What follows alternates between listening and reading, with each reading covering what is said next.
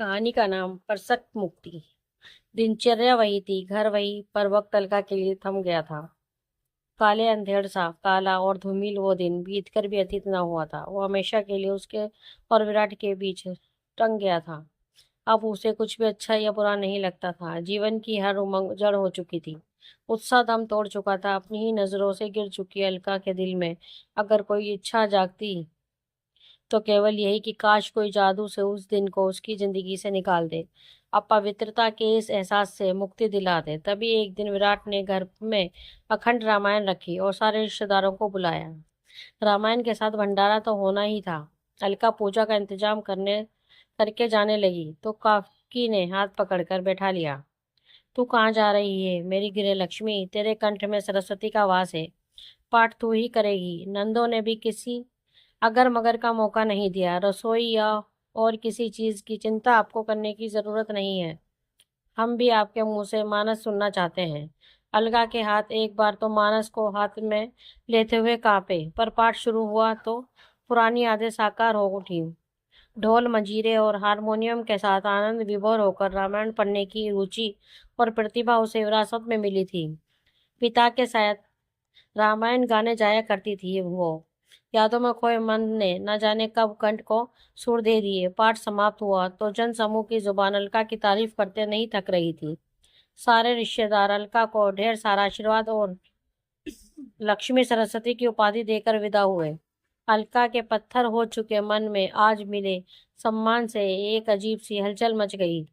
युगों बाद अतीत का कोई सुखद हिस्सा वर्तमान बना तो जमा हुआ दुखद अतीत भी जीवंत होकर चक्रवात की तरह उसके चारों ओर घूमने लगा। अलका का पालन पोषण संयुक्त परिवार में हुआ था। हंसी खुशी के साथ सामंजस्य बिठाते हुए काम निपटाना उसका स्वभाव था। इसीलिए शादी के बाद घर वालों का दिल जीतने में उसे समय न लगा। जितना प्यार उसने सबको दिया उतना ही दुगना होकर उससे वापस भी मिला। सुरेश विराट का दोस्त था। घर में उसका आना जाना लगा रहता था। एक दिन घर में अलका अकेली थी तो वो आया। उसे बैठक में बिठाकर चाय बनाने रसोई में गई ही थी कि सुरेश ने उसे पीछे से आकर अपनी बाहों में भर लिया।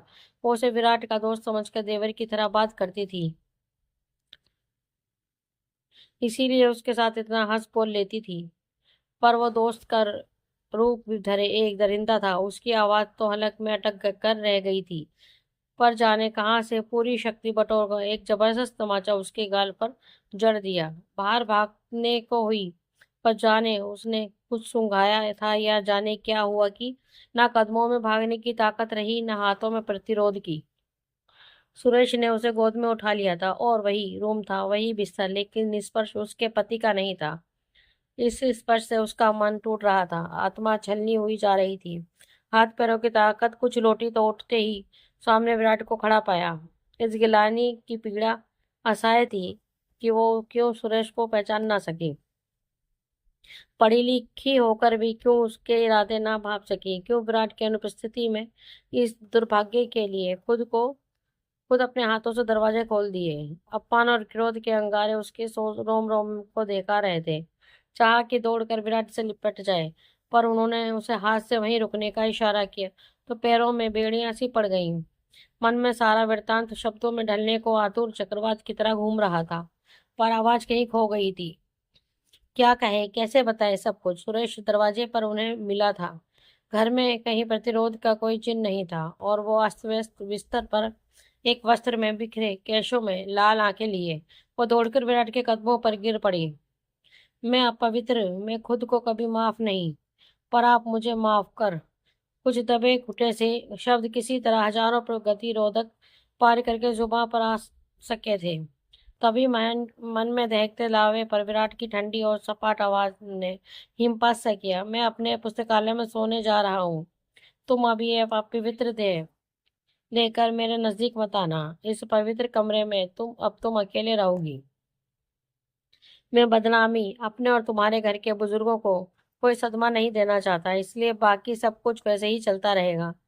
अलक्या की आंखों का सैलाब वहीं थम गया। शब्दों का चक्रवात मन में ही जम गया। विराट ने पहली बार उसे कठोर वचन बोले। क्रोध, अपमान, पीड़ा और गिलानी का बोझ कम था जो विराट का ये तिरस्कार इससे तो अच्छा तो वो लड़ लेते, डांटते, खरी खोटी सुनाते, पर लेकिन ये उसकी त्रासदी का अंत नहीं था। सुरेश फिर आया और उस दिन का वीडियो दिखाकर उसे सोशल मीडिया पर डालने की धमकी देकर दोबारा अपनी वासना की आग में कूदने को विवश करने लगा। लेकिन इस बार अलका ने दरवाजा नहीं खोला और कह दिया, जब मेरे पति का प्यार ही मुझसे छिन चुका है तो इस पाषाणवत मन को किसी बात से फर्क मैं नहीं सब कुछ पड़ता। झेलने को तैयार हूँ, पर स्वेच्छा से, अपने प्यार के अतिरिक्त और किसी को खुद पर अधिकार देने को नहीं। उस दिन एक बार फिर इस नियंत्रणा से बचने के लिए विराट का संबल पाने की कोशिश की, पर फिर भी वही तिरस्कार। छोटे से शहर में सभी रिश्तेदारों से छिपते हुए चोरों की तरह साइबर क्राइम ब्रांच जाना, अकेले अपने दम पर अपराधी की रिपोर्ट लिखवाना, वहां होने वाले आड़े तिरछे प्रश्नों का सामना करना। जो कुछ विराट को न समझा सकी थी वो पुलिस को समझाना आसान था क्या? उसके बाद तो एक सख्त कवच सुन बुनकर उसी में कैद हो जाने की सिवा जीने का कोई उपाय भी न बचा था। मैं तुझसे पूरी मानस तसल्ली से रोज एक घंटे अर्थ समेत सुनना चाहती हूँ। सुनाएगी ना? काकी की आवाज से वो वर्तमान में लौटी। कहते हैं इंसान ईश्वर को दुख में ही सच्चे दिल से याद करता है। मन में तीव्र व्यथा का जमा हुआ तूफान तो हो तो रामायण पढ़ने की इच्छा जागना स्वाभाविक ही था। तो मानस अर्थ सहित पढ़नी शुरू कर दी। बीच बीच में अक्सर काकी उसके अर्थ को जन सामान्य के जीवन से जोड़कर बताती। जैसे जैसे वो मानस में डूबती गई, सिया राम के जीवन के संघर्षों में उतरती गई, भक्ति की उष्मा से सराबोर होती गई। इस उष्मा से मन का जमा हुआ तूफान पिघलने लगा। अहिल्या प्रकरण पड़ा तो आंखों से अश्रुधारा बह चली। जाने कितनी देर भक्ति में वेल पुकार के साथ आंसू बहाती रही। हे प्रभु, तुम कहाँ हो? अब तुम क्यों नहीं आते? क्यों नहीं मुझे अपवित्रता के इस एहसास से मुक्ति दिलाते? प्रभु को पुकारते पुकारते कब नींद आ गई उसे पता ही न चला। सुबह उठी तो चेहरे पर सूखे हुए आंसू के स्पर्श से याद आया कि कितने अरसे बाद रोई है वो। आज मन बहुत हल्का लग रहा था उसे, जैसे किसी परम मित्र के साथ अपनी पीड़ा बांट ली हो। सहसा उसे काकी के शब्द याद आ गए, हम भगवान को बाहर ढूंढते हैं जबकि वो तो हमारे भीतर है। भगवान कोई व्यक्ति नहीं जो कहीं से आएंगे, वो तो उस सिम की तरह है जो हमारे शरीर के मोबाइल में पड़ा है। उन्हें खोजना नहीं, समझना है, ढूंढना नहीं, एक्टिवेट करना है। वो सर्वशक्तिमान ब्रह्मा हमारे भीतर है। यदि हम सही हैं तो वो ही हमारी शक्ति है, यदि गलत हैं तो वो ही हमारे मार्गदर्शक। जिस दिन यह विश्वास दृढ़ हो गया, मनुष्य अपनी चेतना पर ईश्वर के पावन स्पर्श को महसूस करना सीख लेता है। गिलहरी की भांति सुंदर हो जाता है, अहिल्या की भांति पावन हो जाता है। उसी के सहारे जीवन की सारी समस्याएं हल कर लेता है। अलका को लगा कि उसके मन में सदियों की रात के बाद चमकीली धूप खिल गई हो, जैसे अन्याय के विरुद्ध लड़ने का संबल मिल गया हो। नहा धोकर निकली तो जुआ पर बेसाख्ता वो भजन तैरने लगा जो पहले से गुनगुनाया करती थी, और कदम मंदिर की ओर बढ़ गए। भजन गुनगुनाते हुए मंदिर चमकाकर पूजा की तो लगा युगों अंतरिक्ष में भटकने के बाद अपनी धरती पर वापस आई है। जैसे मन के ब्रह्मांड के ब्लैक होल के भीतर हो चुकी अलका का पता चल गया गया है। आज अरसे बाद जमे हुए मन में थोड़ा उत्साह था, जैसा ही कि होता आया था। एक के यहाँ रामायण हुई तो सभी रिश्तेदारों के यहाँ खंड रामायण का दौर चल पड़ा। हर जगह गाने के प्रमुख के रूप में अलका को ही बिठाया जाता। जब वह विभोर विभोर होकर गाती तो लगता कि माँ सरस्वती उसके कंठ में विराजमान हो गई है। लोग मंत्रमुग्ध से सुनते रह जाते। अपने इस नए रूप से मिली प्रशंसा और सम्मान से उसका खोया हुआ आत्मविश्वास लौटने लगा। स्वयं माँ सरस्वती उसे पवित्र नहीं मानती, तभी तो उसके कंठ में आई। जब भगवान स्वयं किसी को अपवित्र नहीं समझते तो हम कौन होते हैं खुद को अपवित्र समझने वाले? अब वो इसे नए ढंग से सोचने लगी थी। उसके होठों की हंसी कुछ हद तक लौट आई थी।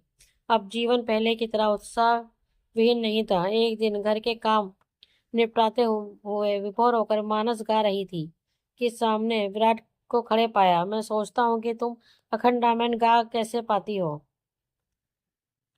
अपवित्रता की गिलानी से तुम्हारा कंठ अवरुद्ध न हो जाता है? विराट के शब्द पिघले हुए लावे के समान उसके दिल में उतरते चले गए। अलका के मन का तूफान अब पिघल चुका था और अंधड़ की तरह मन को मथना रहता था। उसे बाहर निकलने का बहाना मिल गया। वो फट पड़ी। अपवित्रता? कौन सी अपवित्रता? किस चीज की अपवित्रता? जिस देह में स्थित मन में स्वयं प्रभु का वास है, वो अपवित्र कैसे हो सकती है? यदि ईश्वर बलात्कार के कारण स्त्री देह को अपवित्र मानते तो अहिल्या का उद्धार न करते। सच तो यह है कि आप अपने पुरुषत्व के झूठे हैं के कारण मुझे स्वीकार नहीं कर पा रहे। मैं झूठी हो गई हूँ आपकी नजर में। जो आपकी संपत्ति है उसका उपयोग कोई दूसरा कर चुका है, ये एहसास आपको मेरे समीप नहीं आने देता। यदि ऐसा नहीं होता तो मेरे मन के पवित्रता को पहचान पाते आप। मैं छली गई थी। मेरे मन में चले जाने का जो क्षोभ था उसे मरहम की जरूरत थी। मेरे आक्रोश की चिंगारी को अगर आपके सहयोग की हवा मिलती तो मशाल बनकर अपराधी को जला सकती थी, लेकिन नहीं। मेरा संघर्ष एकाकी रहा। इस पुरुष प्रधान समाज में अपराध और सजा जैसे शब्द केवल स्त्रियों के लिए हैं। वो अपराधी तो अब भी अन्य स्त्रियों को छलने के लिए स्वतंत्र है। यदि मैं आपकी संपत्ति ही हूँ तो अपनी संपत्ति का जबरन उपयोग करने वाले उस पुरुष पर आपका गुस्सा नहीं क्यों नहीं फूटा? आपने केवल मेरी अपवित्रता दे देखी, पवित्र और छत विछत मन नहीं। ठीक है, मेरे शरीर पर किसी और ने अधिकार कर लिया तो वो आपकी नजर में अपवित्र हो गया। आपने उसके समीप आने से मना कर दिया, लेकिन मन, वो तो केवल आपका रहा है। उसने तो केवल आपसे प्यार किया है, दिल की गहराइयों से केवल और केवल आपको चाहा है। तो उसे क्यों नहीं छूते आप? उसे क्यों नहीं सहलाते? उसे क्यों नहीं अपना लेते? आवेश में अलका के स्वर कंठ में अटकलने लगे थे, पर आज इस तूफान का एक भी तिनका वो अपने दिल में बाकी नहीं रखना चाहती थी। वो बोलती गई, आप चाहे कुछ भी समझे, मुझे अब इस पवित्रता के एहसास के साथ नहीं जीना है। मैंने तय कर लिया है कि मैं खुश रहूंगी, अन्याय से लड़ूंगी और दूसरों के लिए जीने की कोशिश करूंगी। बोलते बोलते उसका चेहरा तमतमाने लगा और उसने आवेश में आंखें बंद कर ली। कुछ देर बाद उसने विराट की उंगलियों को स्पर्श अपने बालों पर महसूस किया। चौंककर आंखें खोली तो पाया कि ये भ्रम नहीं था। उसके कानों में कोमल स्वर पड़े, दृश्य को छूना आसान होता है और पर अदृश्य मन को कैसे छुआ जाता है, मुझे सिखाओगी? अलका को अपने कानों पर यकीन नहीं हुआ। उसने देखा विराट की आंखों से आंसू बह रहे थे। तुम ठीक कह रही हो। जब मैंने तुम्हें किसी और के साथ देखा तो शायद सामंतवादी विचारधारा का असर था कि मेरा रोम रोम जल उठा। मैं तुमसे इतने कठोर वचन बोल गया क्योंकि मुझे लगा कि तुम स्वेच्छा से, लेकिन जब मन थोड़ा शांत हुआ तो तुम्हारे एकाकी संघर्ष की ओर ध्यान गया।